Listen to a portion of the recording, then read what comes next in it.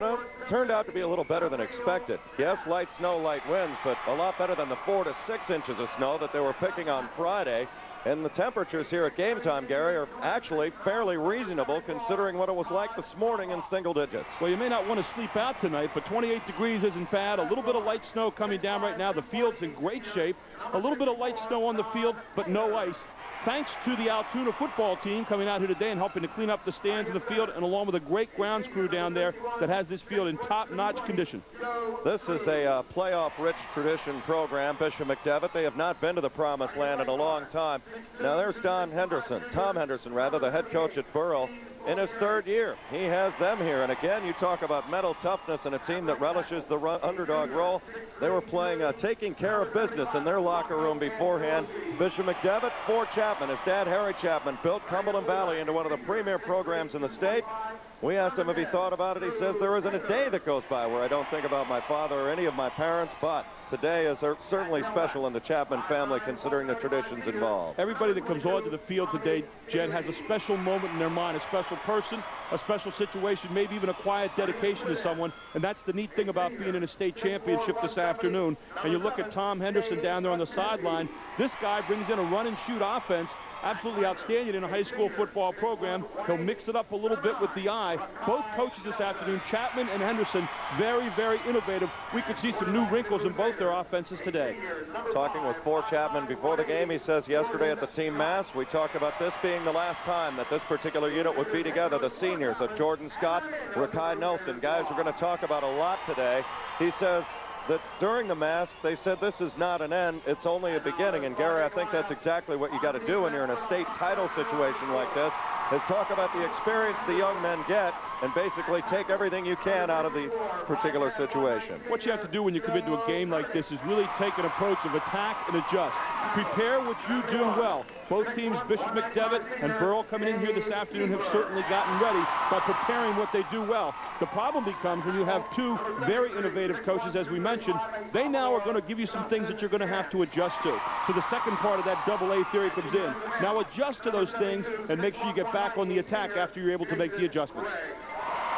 Going to take a look at the Burrell offense and really only talk about 3 guys, but I'll tell you, they have a lot of firepower, and if you like your football in the air, this is an offense you're going to like watching today. 30 points a game and only 13.9 points a game against. And you look at this offense, look down the line. Matt Pega at tight end, Joe Kurdick, Joe McCallion, David Vassar, and Stephen Liu up front, along with Jason Gregg. He'll be the big one. This team averages under 200 pounds on that line. Gene Nicastro, a split end who's going to be a factor this afternoon. He has 21 receptions, 4 touchdowns, averages 18.6 a catch. Kevin Horwat, a guy whose name we'll call an awful lot today, is the quarterback. Horwat on the season, 122 of 239 for 1,699 yards and 22 touchdowns. He's 51% quarterback, doing a great job. Johnny Horwat, his brother, all he's done is have 1,319 yards, 17 touchdowns. He'll average 6.6 every time he touches the football. And you throw in there Jeff DeVore with 15 receptions, 276 yards, and you have a team that can get it done on offense. Well, there's a fast food chain that asked once, where's the beef? Well, when we look at the McDevitt defense, the beef is up front, and that's going to be where the football game is won or lost. McDevitt, a decided advantage on the line of scrimmage, especially when we look at them on defense here. The McDevitt team that's averaging 258 pounds along the front line, and they're a team that will be very opportunistic, and you see them up there. Drew Painter, Corey Dibler. He has been a maniac during the playoffs. He's averaging a sack a game. Steve Spoljarek, Don Painter, Todd Mealy, Bill Cyber, Kenny Borelli, Jordan Scott. Jordan Scott, you'll see him a lot on offense as well, quarterback. Jacoby Pittman, Scott McDyke, and Chance Carter. All right, the teams are going to meet now for the toss of the coin. Again, we mentioned temperatures 28 degrees, but it feels a lot colder than that wind chill-wise. Let's go down to the center square and find out who's going to get the football first. Okay, I want you all to shake hands with one another, please. Nice to see you again, Coach. Okay, first things first, I want both teams to look at the clock. That will be the official time unless it were to break, etc. Mr. Taxi umpire, let's have a good game here today. We're going to reenact the coin toss, all right, just like we did down there. I'm going to flip it. You're going to call it the whole 9 yards of it, all right, sir? Okay? Tail. Okay, White called it. It is a tail. White. Bishop McDevitt wins the toss. Excuse me, sir. and they will defer the option. Bishop McDevitt wins and will defer. Burrell, kick, receiver, defense. You're going to receive, you must kick, you're going to defend that goal. Turn towards the official, please, all right? Burrell's with me. Right here. Over here, I'm going to use your shoulder pads, all right, sir, okay? Burrell, in blue, will receive, okay? Bishop McDevitt will defend. Let's shake hands and play the game. I always think going on defense first, especially in weather conditions like this, is not a bad idea, and you get the momentum of knowing you've got the football to start the second half. One of the advantages of winning a coin toss, I think turnovers is obviously going to be a key like it is in any football game, but since these two teams like to throw it around an awful lot, it's going to be even more magnified today. Well, the wind is going from our left to our right. And so that's going to be a problem here this afternoon. But Bishop McDevitt, which averages 31.6 points a game and is well known for their multiple offenses, is also very well known for an outstanding defense, giving up only 7.6 points a game. They want to get that defense on the field first and make a statement. Well, we're going to give you a flavor as to what this championship atmosphere is all about here at Mansion Park in Altoona with the playing of our national anthem.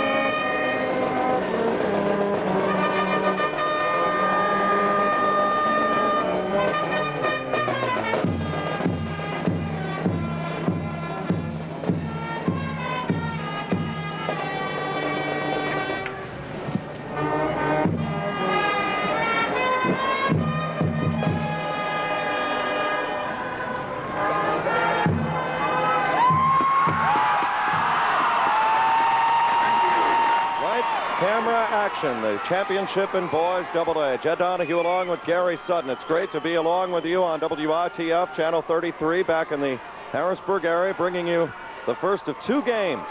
Quad A between Lower Dauphin and Penn Hills will be later, but right now the matter in AA. Gary, you've coached in this situation before. How do you relax your kids to keep them from being tight early? I think one of the things you do is you walk them out to the field and you show them the field and you say, hey, this is a wide field like we play on. Hey, it's about as wide as we normally play on. Hey, it's about as long as we normally play on. It's a little bit different surface, but it's a field that you're used to getting on, and after the first couple hits, you're going to settle in. It's just another football game. But boy, it's awfully hard to keep in the back of your mind and keep it out of the back of your mind that it's a state championship and it's your one-time shot maybe in your whole life at a gold medal. Armando Chilmazo will kick off for Bishop McDevitt.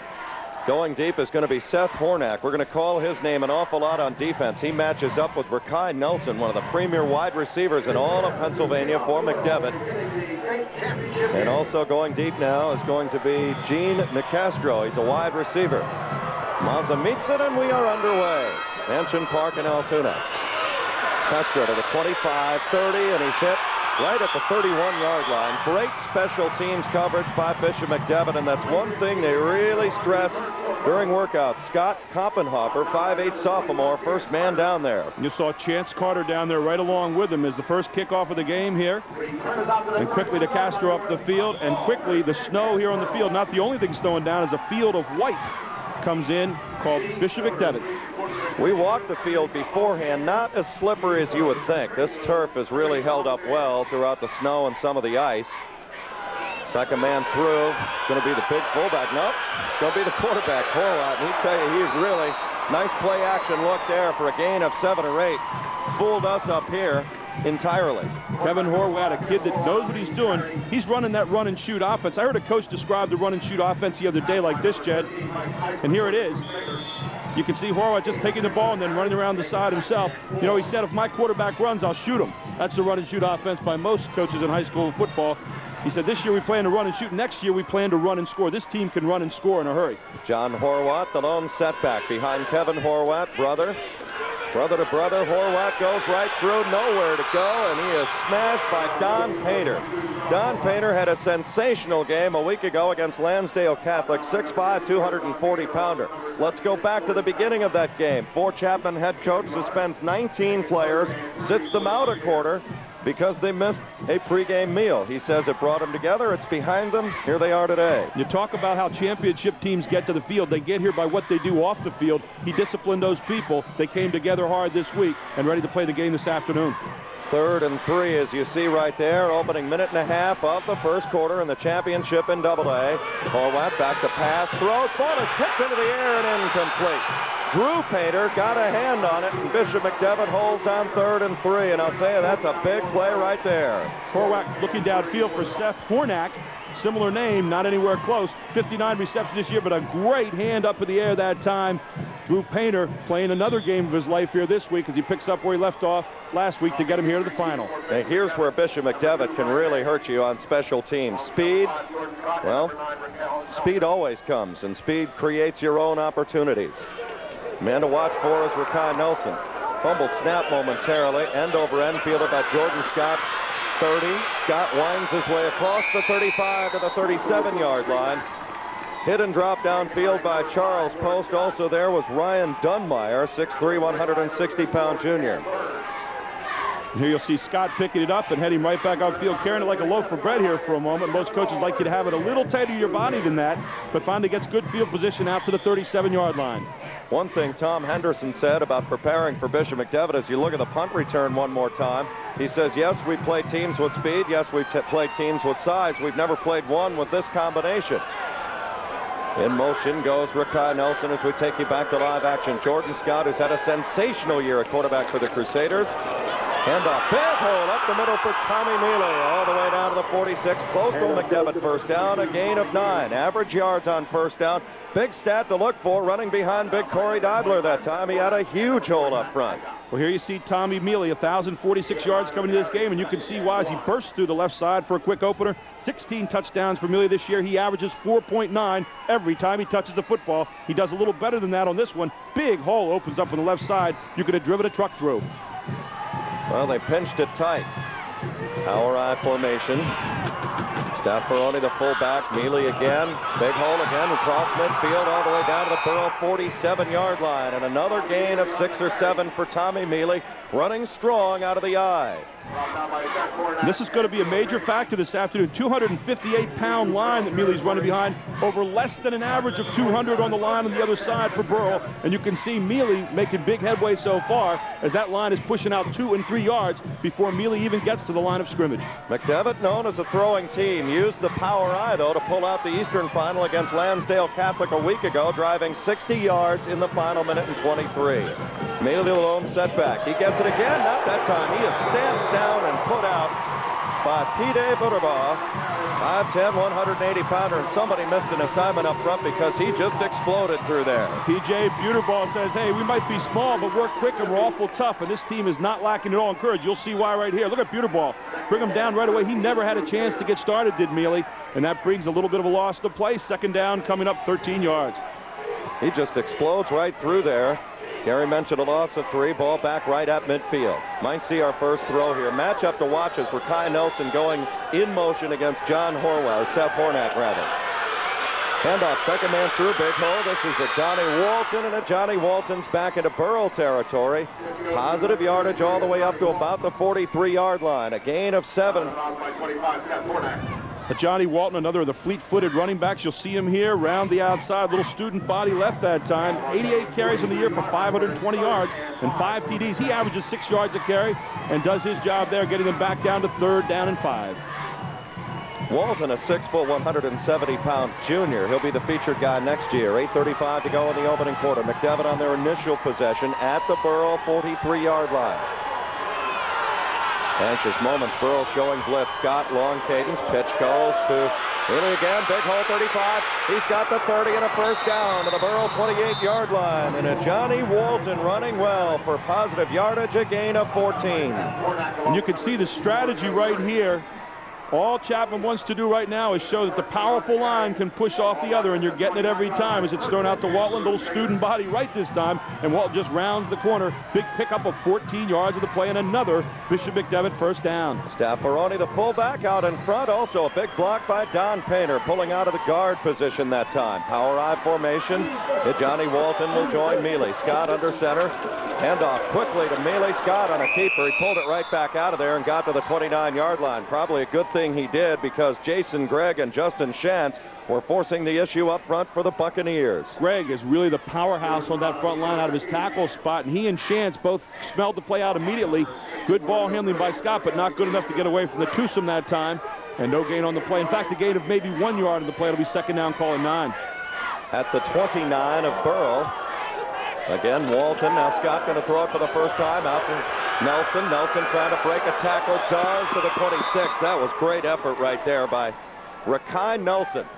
Just about everybody is looking at him on the Division I level. Penn State, Notre Dame, Pitt, and pick anybody else from there. And you'll see why. When he gets into the open field, anything can happen. Well, this is a play where it looked like he was going to be stopped for a loss. He actually makes this into a gain, one-on-one. What an athlete. 65 receptions on the year. 1,187 yards, and he averages 16.7 normally every catch, Jed. For Chapman, very involved. He motions every play in. Right now, he's looking to bring one in that's going to convert 3rd and 7. Nelson in motion. Going close to your screen. Scott rolling, looking. Waggle, look downfield, has a man, and incomplete. Khalil Nash, the tight end, was open. Just a little bit behind him. You might see McDevitt go on 4th and 7 here. That time throwing into a little bit of a tough wind coming up the field as Nash made his move across. Scott trying to buy some time. You'll see him out here on the play action pass. Looking. Nash makes his move to the middle of the field at the tight end spot. And now the ball thrown just slightly behind as Nash, the big guy, not able to reach back and pick it off. Take a look at it again from a different angle. Here you'll see him coming. Jordan Scott looking. Nice job rolling out. I think he thought about running just at the last moment. He sees Nash open and throws behind. McDevitt going with a no huddle. Back to live action. There you see it. 4th and 7. 7:29 to go. Scott rolling, looking. Blitz is coming. Now they flush it out. They've got Walton. Walton, big hole. First down, 20. 15. Walton down to the Burrell 9-yard line. They'll mark it out at the 10, but a gain of 16 and a McDevitt first down. That screen was set up beautifully. Jed, so tough to play a multiple defensive team like Bishop McDevitt because they have so much in the pocketbook to throw out. You see the reverse screen here that time is just thrown outside to a Johnny Walton, and here he goes again. He's a jet when he gets the ball, and he's heading south with it here as he gets inside the 20, inside the 15, and finally dives near the 10-yard line. The screen becomes more effective, and it is accentuated when you get over pursuit defensively. Back to live action, full house. Hand off Mealy, stutter, step move, Mealy, touchdown, Bishop McDevitt. He goes in from 10 yards. Deibler flew a big block up front as well as Fulgeric, and I mean McDevitt dominated on that particular series. 10 plays, and you see what happens at the end of it. You can see Mealy just a simple handoff and straight ahead, and watch the power at the end of the play. He carries 2 guys into the end zone with him. Corey Deibler, Don Painter, Fulgeric blew it wide open. 10 plays, 63 yards it covers, and Bishop McDevitt is on the board first here in the AA state championship game. Converting 4th down. Let's have a look at it from up top. Here's Tommy Mealy. Combination of speed and power. You heard us talk about it, and Tom Henderson worried about it. And 2 guys taken into the end zone by the power, and the whole line fooled by the speed right at the line of scrimmage. Bill Siebert is on for the conversion. Jordan Scott to hold. McDevitt leading 6-0. Snap is down. Kick is blocked by Burrell. Those can come back and haunt you later. 7 minutes, 15 seconds remain in the opening quarter. And there it is. Bishop McDevitt on their initial possession of the football game. Drives down in 10 plays and takes the early lead. We know this is a special teams for McDevitt that is not very good. If they have a weakness in their program, it's on the offensive special teams, and we saw it right there on the extra point effort as they come away with the 6 points, but it always just lets a little bit of air out of your sails when you miss the extra point to dot the I. Well, it's 28 degrees, but for some, it doesn't really matter. Going to look at the touchdown again from the end zone, and you'll see exactly what we mean about their up front play. Just a great hole opened up again by that front line, as Mealy had nothing to do but get to the hole, and then he used his own power to carry people into the end zone. And Bishop McDevitt, which averages 31.6 points a game, is on the board first here in Altoona. Bishop McDevitt used to play in AAA. They dropped down to AA a couple of years ago. Last year got upset by Cocalico in the District 3 playoffs. This year they got through Cocalico. And here they are today in Altoona playing for it all. Ford Chapman has a sign hanging in his office. Altoona is beautiful in December. It's been hanging there all year. And I don't know if it's as beautiful as he might think it is, but I guess today for Bishop McDevitt it's been beautiful so far. High spiraling kick is going to be fielded by Nicastro. And he is going to be hit, dropped, nowhere to go, back at the 23-yard line. Initial hit made by Bishop McDevitt's Ernie Chris, 5'11", 180-pound junior. Again, special teams may not get the extra point, but what pursuit they've had. Yeah, the defensive side of the special teams gets it done as Mike Eisman finishes off the tackle after the man slowed down. And here you see him coming upfield. You have a fired-up team, and so many times you'll see this. The offensive enthusiasm transfers to the defense. Now watch Eisman come in and finishes off the special teams play. Well, it's still early, but you want to think this is a big possession for Burrell as they try to get back in it. Kevin Horwath, the quarterback. 3 wide receiver look now for the Buccaneers. Handoff, second man through. Big hole this time. This is Kevin Horwath. He's got a first down. Make it Seth Hornak to the 42-yard line. Little counter give that time to Horwath. He faked it to the other side, split it, and then Horwath came right back across. Here's the fake going the other way, and now here it comes. The counter right back. Horwath has it for an 18-yard run, and watch this. Good move to the middle, and finally pulled down there by Bishop McDevitt's Kenny Burrell. 6:35 to go. We're in the opening quarter. The ball at the 42. Second possession for Burrell as they trail 6-0. That was a nice run that time by Hornak for the first down. 18 yards total. Horwath throws, has a man. This is Hornak again across midfield. Has the first down. Maybe a half yard short on the spot to the McDevitt 49. A gain of 8. If you like aerial wizardry, you like this game this afternoon, and here you see it. Horwath airing it out right away. Gets it to the outside very quickly, and then off to the races goes his favorite receiver, Mr. Hornak. And Hornak on the year with 56 catches. He has been outstanding. He averages about 16 yards a catch as well. That shows you, because he's coming out of the backfield, exactly what kind of damage he can do. Because he's taking screen passes. It is now second down. We'll call it 1 at the McDevitt 49. Burrell trying to climb back in. Little quarterback keeper that time by Kevin Horwath for the first down. Nothing fancy about that. Just keep the chains moving. No safer play in the game than the quarterback just hanging on and surging forward. You see it right here. Horwath, a big guy, knows what to do as he leans forward and says that'll be enough. And a first down again for Burrell, who is driving themselves into Bishop McDevitt territory. On average, you don't want to make too much of the weight issue, but Burrell's offensive line giving up about 30 or 40 pounds per man. The burlier side is on the McDevitt line, where those guys are going about 250, 260. Ball at the 47-yard line. Handoff. This is going to be Hornak, and he's got nowhere to go, nowhere to hide. Drew Painter is there for Bishop McDevitt, and I mean, they were all over him. Todd Mealy as well. Well, Michael Eisman slows him down initially here and then allows the rest of the Bishop McDevitt defense to pick him off. Watch Eisman get back here. He'll get a hand in underneath there, slows him up just enough that the rest of the defense can finish him off at the line of scrimmage. Eisman, you saw him finish off a play on special teams moments ago. This is only a sophomore right here. Stay at home, keep him in front, get help from your friends. That's what happened there at second down and 11. 5:21 to go in the opening quarter. McDevitt with a 6-0 lead. Horwath back, quick drop, throws. Incomplete for Hornak. Good coverage downfield that time by Bishop McDevitt. Scott Updike was there, 6'1" senior. Now they're facing third and long, and this is where McDevitt loves to have the situation. We talk about the double H combination, Kevin Horwath to Seth Hornak, and those two guys have hooked up 59 times during the course of the season, but not so that time. They like that little out pattern. After Hornak, Nicastro has only 21 receptions, and DeVore has 15, so no question about who Horwath loves to throw to, and his name is Hornak. Matt Paga is into the ball game. He's a tight end. Gene Nicastro is probably their best downfield receiver. Horwath throws now.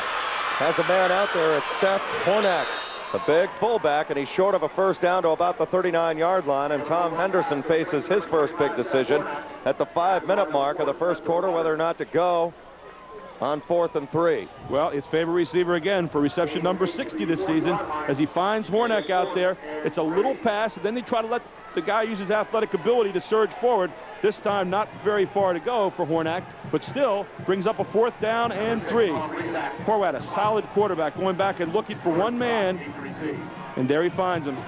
Seth Hornak out in the flat. Tom Rezac is on to punt, so Tom Henderson answered our question. He says, let's create some field position.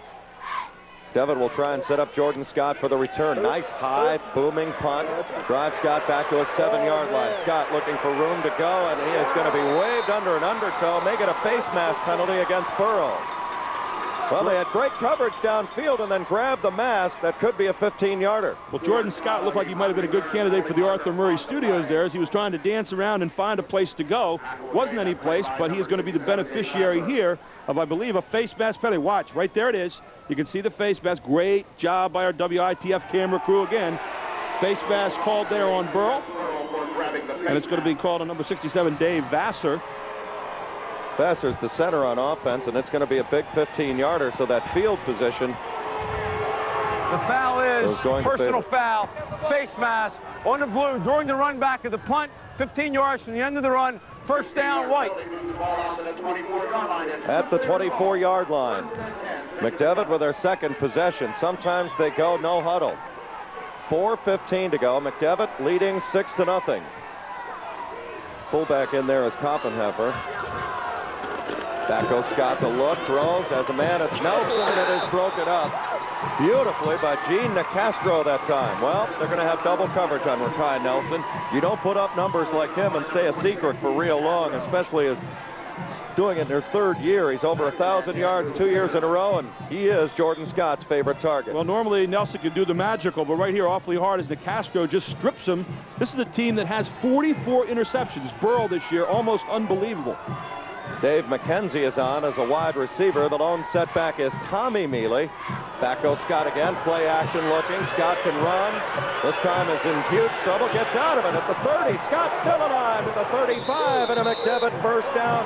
That was all Jordan Scott, and he even jumps over the bench for good measure. A gain of 12, and he had no business getting anything. And then heads over and plays in the snow pile as well. Jordan Scott dancing his way out of trouble. There's one hit. Now watch this. He breaks away. A second hit right here. Scott showing some real perseverance as he heads near the sideline. Now tries to get to the corner. And finally the third hit's going to force him out of bounds. And he shows you a little athleticism as he leaps over the bench into the snow pile. Back to live action with 3:52 to go. McDevitt, second possession with a 6-point lead. Looking for their first championship in Double-A. Pitch back goes Rakai Nelson. He's got some blocking to the outside, 40. And positive yardage to the 44-yard line, and you just kind of hold your breath every time he gets the football. And Fort Chapman says they want him to touch the ball at least 10 to 15 times a game. How do you do it? You get him involved this way. Rakai Nelson gets the football here and heads around the near side, and that big front line blowing some holes for him. Look at that. You can go through there all day as Nelson gets him down near first down yardage again. They might come up about 2 yards short. Here comes again. Around the near side, Rakai Nelson sees his hole, heads for it quickly, and blows through there, gets him down near the first down. Nelson has good size at 6'1", 180 pounds, about a 4'3", 4'4" man. Hand off Tommy Mealy, boom, big hold up near midfield, and a McDevitt first down to the 49-yard line, a gain of 6 more. Just an array of weapons, an arsenal of weapons that Bishop McDevitt throws you at. They give you Mealy up the middle. They give you Nelson around the end. And here you see Mealy giving you that little special burst of speed and power. And he gets the first down again for Bishop McDevitt, which is on the march on their second possession of the game. Todd Rombach, 6'3", 260.